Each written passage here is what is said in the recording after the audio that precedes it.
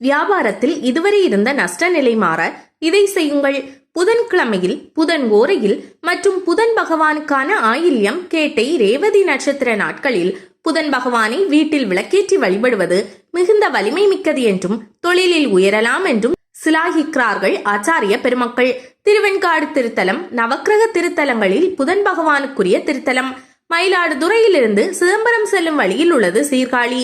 இங்கிருந்து கிளை பிரிந்து செல்லும் சாலையில் சென்றால் திருவெண்காடு திருத்தலத்தை அடையலாம். புதன் என்னும் சொல் புத்தி என்பதிலிருந்து வந்ததாக சொல்வர். சந்திரனின் மைந்தன் புதன்.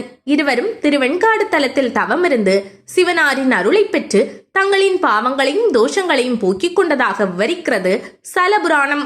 சந்திரன் நம் மனதை ஆள்பவன். மனதின் எண்ண ஓட்டத்திற்கு காரணகர்த்தா சந்திர பகவான். புத்தி கூர்மையை தருபவன் புதன் பகவான். நவக்கிரகங்களில் சந்திர பகவானுக்குரிய தலம் திங்களூர், புதன் பகவானுக்குரிய தலம் திருவெண்காடு. புதன் பகவானை வழிபடுவதற்கு உகந்த கிழமை புதன்கிழமை. புத பகவானுக்கு உரிய ராசி மிதுனம், கன்னி.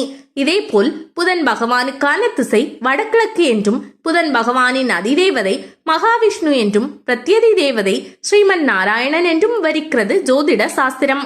புதன் பகவானுக்குரிய நிறம் பச்சை.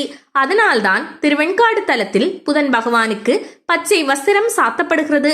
புதன் பகவானின் வாகனம் குதிரை.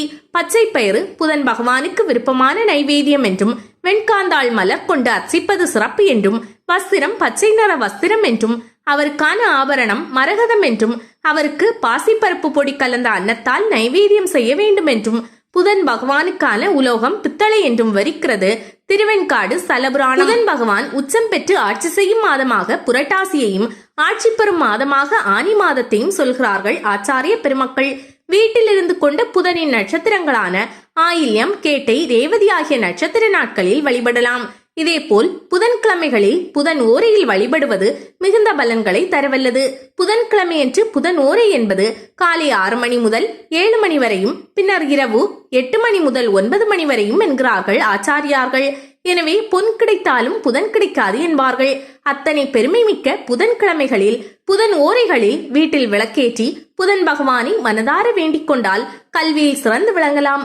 வியாபாரத்தில் இதுவரை இருந்த நஷ்ட நிலை மாறி லாபம் பெருகும். திருமண தடைகள் நீங்கும். சந்தான பாக்கியம் கிடைக்கப் பெறலாம்.